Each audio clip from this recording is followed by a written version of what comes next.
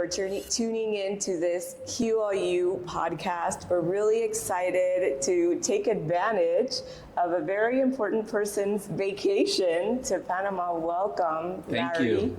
Dr. Larry Bergui was a professor here in Panama from 2007 to 2010 with Towson University. So this is a huge throwback for us and for you also. And then he loved Panama so much that you continued coming back with students from Stevenson University. Correct. And today you are Department Chair of Computer Science at West Palm Beach Atlantic University. At Palm Beach Atlantic University. So hopefully we can even continue to do things in the future with this Should be fantastic appointment, so Yes. that you can continue coming to Panama and that more students can benefit from your amazing teaching and also from that uncanny ability you have to just, move, students and teachers and all of these programs from Panama to the States. So I have some questions here for you. Okay. I think first we could start with a throwback because you were here in Panama and you came regularly for many years, but that was a really long time ago. Yeah. So from when you started coming to Panama in the 2000s, late 2000s, what has changed from the city, or what has changed from the country now that you're coming back almost 20 years later? So over the last 20 years, and coming here many times, Yeah. so I was trying to count, I think this might be my 12th or 13th time here, and came here many times for teaching when I was at Towson University, and then brought some study tour groups here from Stevenson University. And what I've really noticed about the city is, first off, in the 11 years since I've last been here, there's at least triple the number of skyscrapers and tall buildings here. Yeah. And I think what accompanies that too is quite a bit more traffic. And so the Nothing roads like really Panamanian traffic. Yes. So during rush hour, you really learn what times of day to stay off the road and this type of things. Yeah. But I think that comes with growth, which for Panama I think has been very positive and good growth. To me, one thing that really hasn't changed is the friendliness of the people. Everywhere you go, everyone's friendly and always has been friendly in the 20 years or so that I've been coming here. And just when you go to restaurants or when you speak with people on the street, everybody's nice. And also too, I think a lot of people don't really think to come to Panama, and yet we were here this week on a 3-hour flight from Miami. We live in South Florida, and it's easy to get here. We have a wonderful Panamanian airline, Copa, and I've flown them many, many times, and so it's easy to get here. And I think more people should come here and spend a vacation or really check out. There's so many things to do in the city. There's so many excursions. You have a very unique location here in Panama where you can do things right here on the Pacific side. Right. You can go to Isla Taboga for the day, like I'm going to do tomorrow, and or you can take an easy day trip up to the north and go to the San Blas Islands for the day, or go to Isla Grande. And there's a multitude of things to do here, but it's definitely a little more crowded than it used to be, and that's all too. With all these tall buildings, more people are moving here, so this is good for Panama. So when you were bringing all these study groups from the States to Panama, what do you think the students enjoyed the most from all of the activities? Because I remember you took them everywhere, and we did all sorts of cultural and touristic activities with them. They were also here in the classroom, but what would they mention that they enjoyed the most? I think they like that the culture is very different, that it's very unique. Like I said, these excursions, there's not many places where you can have Pacific Ocean and Atlantic Ocean excursions in the same day if you wanted to. Right. Also, you have the comarcas, the indigenous tribes here where we've been out with the Gunayala, which is in the San Blas. They're so friendly and kind, and they make this beautiful stitch artwork called mola, and the molas are beautiful. And we've been to the Embara, and so there's I believe there's 5 comarcas, and these are unique folks that are really interesting. So I think the students really enjoy that not only are they meeting the Panamanian people, but the native folks that live here also. And the food is wonderful here. It's amazing seafood. The food is very pure and clean. And so I know the students enjoyed that. They enjoyed the education that they had here at QLU, which was top notch and really had a lot of great students through QLU. And by bringing students here when I was at Stevenson, they got to interact with the QLU students and the faculty and staff here. And so, you know, the students, and it's on my website, but you can see the comments from the students is that they had a wonderful experience here with all the excursions. I'd say if anyone wants to do a study tour here, it would be a fantastic place to go, because you could easily fill 9 or 10 days like we were doing, but you could stretch that to 2 weeks and still have more excursions that you couldn't get to. I think we've done kind of a myriad of those different configurations where we've had students do maybe a week and then a week and a half or 2 weeks, and I think we go up to 3 weeks. But even the students that do up to 3 weeks, there's still things that we're not able to fit into their into their itinerary. So they always leave saying, you know, we want to come back, and a lot of them actually do eventually, you know, just like you are right now on vacation. You know, they kind of find a way to make it back to Panama and return and continue seeing how the country and the city is evolving, and they actually make friends here that they continue to keep in touch with. They sure did. That for sure they did. You know, I know that you had like student workers that were interacting with our tour groups, and I know some of them have remained friends. I know they're like friends on WhatsApp or Instagram and things like this, and so it's, you know, it's so easy now to keep in touch, and not like when I was young, it was not as easy, but now with social media and things, you can really keep in touch, and then it's nice to, you know, see someone in person periodically, and like I said, it's easy to get here too. And I imagine that a lot of these students, when they come to Panama or when they do the study abroad as college students, for a lot of them, was it their first time leaving the States? Many of them it was.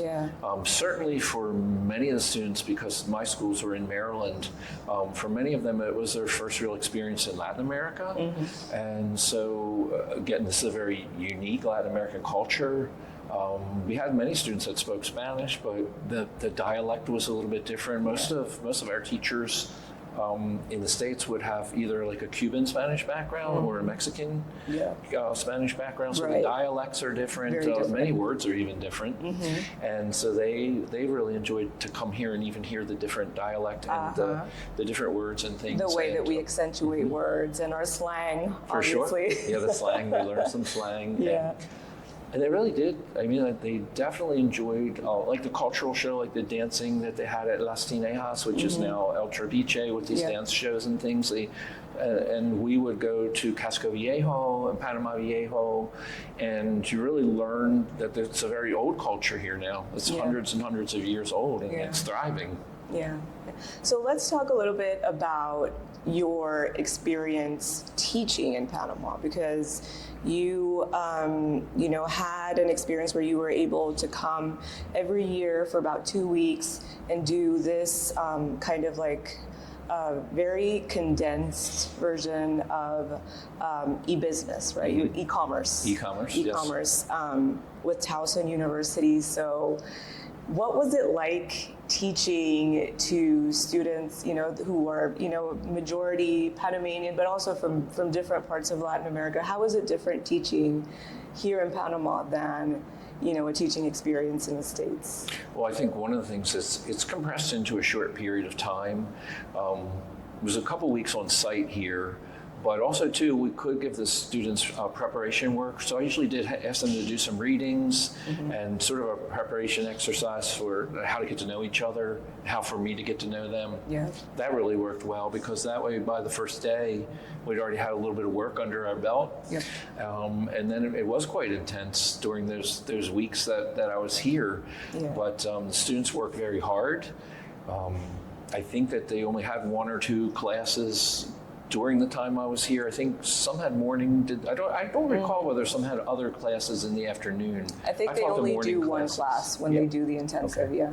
Yes, I think at that time I was their only teacher. So, so within a few weeks you could learn But they were quite good students. I have some pictures here from, this is one of my groups from 2008.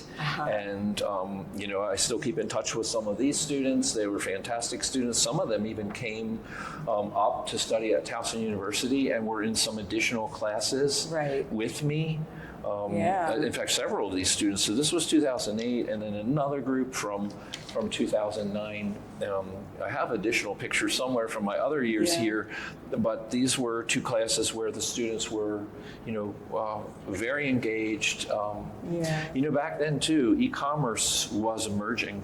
I know. I think it was so unique and cutting edge that.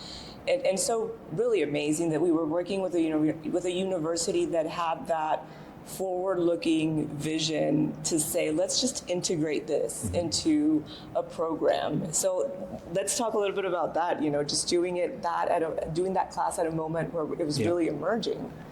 Well, I think it's critical in academia that you change with the times, and that now e-commerce, they don't have this class as much anymore because almost all commerce is e-commerce. It's all electronic. Right. We do so many things electronic now. We do very little by paper anymore. Nearly everything is done, even not so much even email anymore, but even how we interact through WhatsApp or Instagram. Facebook's even getting older now. But this forms of electronic commerce, one of the things you asked about what's different here, one of the things I've noticed is I can tap and pay, which I couldn't do before. It used to be really a cash operationalist everywhere. And now it's only a few times so far that I've been here on this trip that I really need cash. Ubers are amazing. Ubers are a tremendous form of electronic commerce where, taxes, you used to have exact change, or it wasn't really clear if there was any kind of language differential issues with taxis. And now you just tap where you want to go, and Uber takes you there. It's already prepaid, so it's all electronic. So what's nice is that was 20 years ago, that was really cutting edge. And now that's commonplace, and it's all integrated. I think where e-commerce was 20 years ago is now where AI is, and really the integration of AI now into, so for where the school is, where I am now as department chair of computer science, we're adding more AI classes, and we're even adding a new class about like the ethical aspects of AI. Are things for real? Are they checked out? Exactly. Are there any issues with AI? And there are issues with AI. There are, But so I think that's where we are now. So we've transformed from e-commerce through that age over the last 20 years, and then really from e-commerce down into mobile commerce. Our phones, really, you can have your phone, you can travel anywhere in the world now with just your phone, and you have a full-fledged computer. Yeah, you can pay with your phone. You can pay with your phone. Yeah. Do you know when we sent someone to the moon in 1969, when Neil Armstrong touched down on the moon, the internet started a month before that, and they needed every interconnected computer in the United States. So that's where internet came from, interconnected networks. And every supercomputer in the whole United States, we needed them to get someone to the moon and back. Now your cell phone is more powerful than all those computers combined in 1969. That's crazy. So we could send someone to the moon and back now with a cell phone. They could take their cell phone, we could use the cell phone to guide them. That's incredible progress in 50, 60 years. But it's so interesting that, we were having students and professors do this e-commerce class, and it was very new for that time. And I'm sure that a lot of the students who took your class at that time, still kind of remember a lot of the things that they did with you back then, and that a lot of them are still relevant, today. I remember, I think you guys would do websites or, Correct. Yeah. So what do you remember the most? I mean, if you had to kind of recall a memory or, an anecdote or what is your, most potent memory that you have from teaching and from coming to Panama? From my years teaching here, what I really remember the most is the enthusiasm of the students. And I think they were very interested that I was from the States. They asked me a lot of cultural questions and things about slang and things like that, but also they were very engaged to learn the topic that I was teaching. And I know I had other colleagues from Towson that came down and that we're teaching marketing and management and other topics. And again, the students were very engaged, very eager to learn. I felt like the QLU students I had were really getting prepared for a wonderful career in whatever their chosen field was. Right. And I think it's, looking at these pictures and looking at the students, I think that most of them, or a lot of them, are very much connected today with QLU, and we've kind of followed their progress, their professional, how they have grown and continue to, maybe do their masters or change companies or get better positions. And it's really interesting how, we met them here, we kind of gave them classes and gave them all of this academic preparation to kind of let them be professionals and go out there and make it on their own. And it's really cool to see all of the fun things that they're doing now, and how they might be even integrating things that they learned 20 years ago, still today in their And jobs. they went out to work for major companies, Copa Airlines for one, and just there's so many companies, international companies operating here, that many of these students, the Panamanian students and many of the other students, were from Latin America and really operating in an international business environment where they were working for major international firms. Mm-hmm. Great. Well, thank you. I think that, it's really nice to kind of have you here and be able to remember all of those times. I was also working here when, we were having these students here. So I also have a lot of memories from these groups of students. So it's nice to see, kind of to look back at these pictures and think about all the time that has passed. But at the same time, it feels like it's been very quick, Mm-hmm. Yeah. So let's pivot to talk a little bit about what you do right now at your university, at Palm Beach Atlantic University, as a chair of computer science, which was very interesting for us because we have created a new undergraduate program in computer science. And one of the reasons that we've done this is because we have seen this growing need, especially in our country, but I think really it's a worldwide trend, to, this demand for professionals in the computer science area, and how, whenever we talk to companies, that's one of the areas where they say they need people the most. So talk a little bit about, what you do at your university as chair, and how this program would work at your university, how you try to educate the students so that they can be computer science professionals. Okay. Well, I'm in my 8th year at Palm Beach Atlantic University. My first 4 years I was over in the business school, primarily teaching digital marketing and really integrating the electric side, or the E side, into marketing. But I had the opportunity just after COVID to come over and become the new department chair of computer science. My background's computer science. I was early in my career, I worked with nuclear weapons during the Cold War. And when the Cold War ended, I needed to do something else.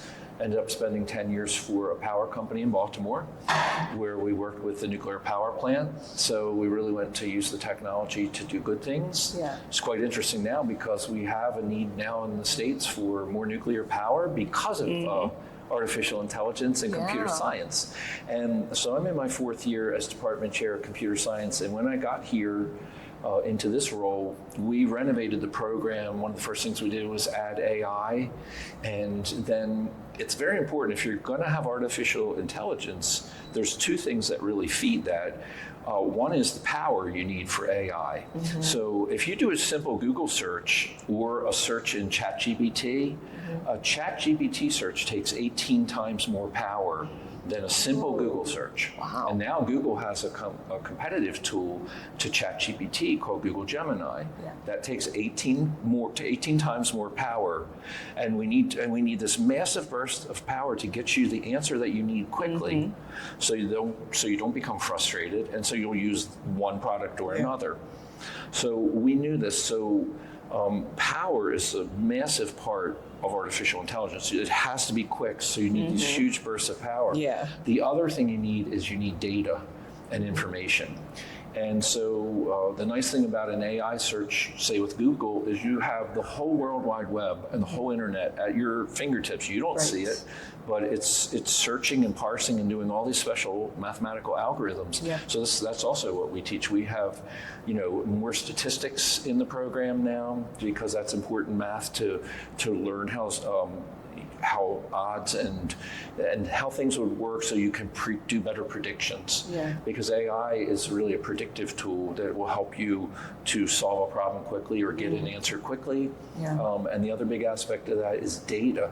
We need so much data to look at quickly. Yeah. So I teach a class in database systems. I teach in our graduate computer science advanced database systems. Information systems I teach. I teach website development, because you need to know how all that's integrated if you're going to use the web. Right. And so our computer science program, we renovated it a few years ago, but now a couple of years in, we're already looking again to change it and add more artificial intelligence at this point. Wow. So I think it's fantastic that you're starting a computer science program, because this is where the need, just like e-commerce, we really needed that in the 2000s and into the 2010s to make mobile e-commerce. Now in the 2020s and into the 2030s, we really need to integrate AI across all of that. Yep. And we need a huge number of people, whether it's here in Latin America or Central America, or whether it's up in the States. We need, in the States right now is 600,000 open jobs in STEM, which is science, technology, engineering, and math. So computer science, there's anyone who graduates in computer science should find a very good job. Yeah.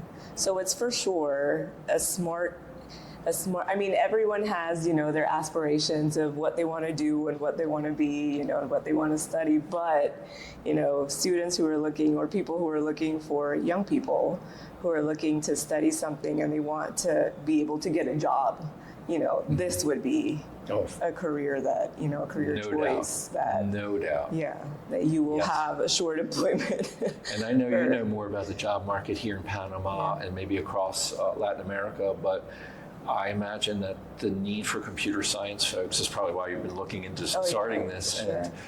And you are probably also hearing from employers that they don't have enough technical people. And these students need a moderate level of math, but they need good analytical skills. That's why we have more statistics. We used to have calculus in computer science. We don't need that so much anymore. We really need more algebra skills, more statistical skills, the ability to work with big data, that type of thing. So huge data sets, massive amounts of data and information. Oftentimes you're looking for like a needle in a haystack, and you have to find that. And you don't have long to do it. With AI, you'll have a couple seconds, and if someone doesn't find the answer on your tool, they'll go to another one. Or your company has a very short period of time to generate an appropriate and accurate answer. Exactly. And in the long run, it should be much cheaper than human response. So when we designed here at QU, when we designed the program, we did make sure to include AI. It was when we were writing it, we thought, it was already coming up. We knew it was going to be important and that it was an essential part to the future of computer science as an academic program. But we also, aside from AI, we also have placed a big emphasis on programming. What do you think about that? Oh, absolutely. I'm glad you brought that up. Our students in computer science have to have programming 1, 2, and 3. Programming 1 is what many companies use now. It's called Python. So they do that, and then in programming 2, they're learning Java and JavaScript, which is what you use behind websites. And that's exactly what we have added: Python and Java. And then our third computer science is also, it's like Visual Basic and some other. It can change what we call for programming 3.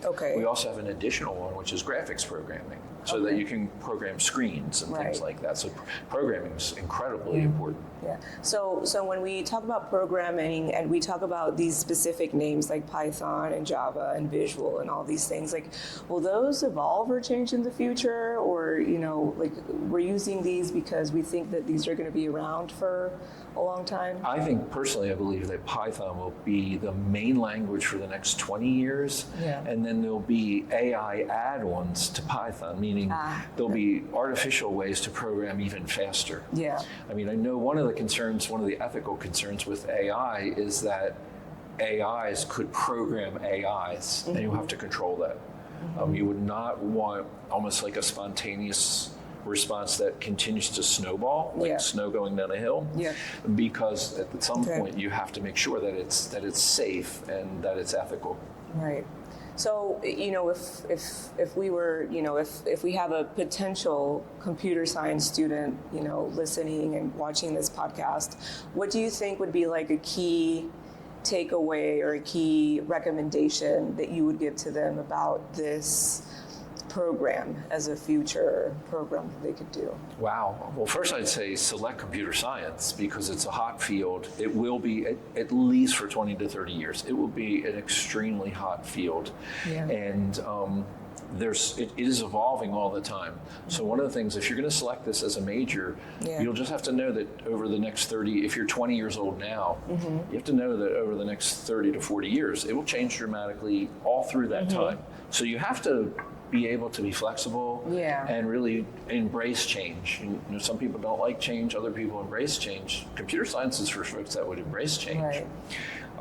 And there's so many aspects within it. There's at least, it would take us all day to talk about, there's at least 50 jobs within computer science that would be subset jobs within computer science. Okay. There's so many. Okay. Many of them related to data science and data analytics. Let's talk about that a little bit. So what could a computer science professional do as a job?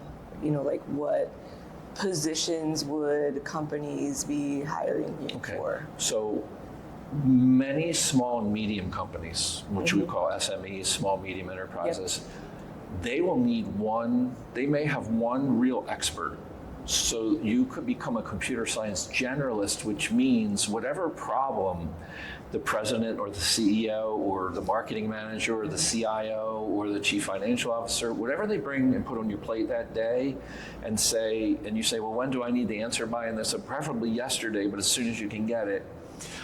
You can become a generalist, and that's an exciting job because you get to do many different things, and it's hands-on computer technology where it could be programming, could be working with a database, could be working with some graphic interface, could be working with connecting data to a website so that it can be dynamic, not just a static web page, but one that's changing. Right. Certainly anything related to website development or app development, still app development for phones. Even something like Uber, which people are very, very familiar with now, and now it's a business model that came from e-commerce that's very, very much across the board and everywhere.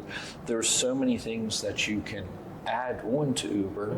So you have people then that could be programmers working in the mobile environment, which would be phone apps. Working in large-scale environments, maybe even working in finance environments.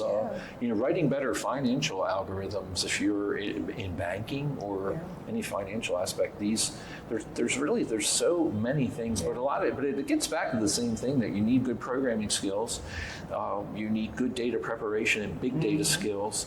You need to understand the power concerns of anything that you're doing, and putting that all together means you have to be a well-rounded student in computer science. And I think the interesting part of it is that you can work for any company in any industry, right, as a computer science professional. Correct. So you could really go anywhere and they would need you. So, you have this very, specific and technical set of skills, but that doesn't limit what industry you perform in. Correct. Or what industry hires you. So yeah, for sure. If you could do computer science in a healthcare or hospital environment, you could do it in a financial environment, at a university. Every university needs good computer science people, and just keep everything running smoothly. And then really, I think in the future for universities, to have AI integrated into your university work will help your university have a competitive edge. Yeah. And there's a lot of smart young people out there that are starting to realize that also computer science can yield a pretty good salary and a pretty good chance at a long sustained career. If you want to stay with your company, they're probably, if you're doing a good job, they want to keep you. Yeah. So they make it worth your while. Yeah. But it also makes you kind of like, you know, if you've been in healthcare, but now you want to do switch and you want to do finance, or you want, you know, like if you want to change environment as a computer science professional, you can do that because you can go into a company that does something different and then kind of just, you know, there's no doubt. You can wake up one morning and say, I've spent 10 years doing it. Yeah, 10 years I've just done healthcare. I want to do something for the next 10 years. And you switch to something completely different. And when you look, you'll find there are a lot of job openings to do this type of work. We really, at least in the States, I know we need so many people to do this work. It's into the hundreds of thousands of open jobs. And I'm sure that Panama's the same. Here's the for same. sure. There's a huge need for that also.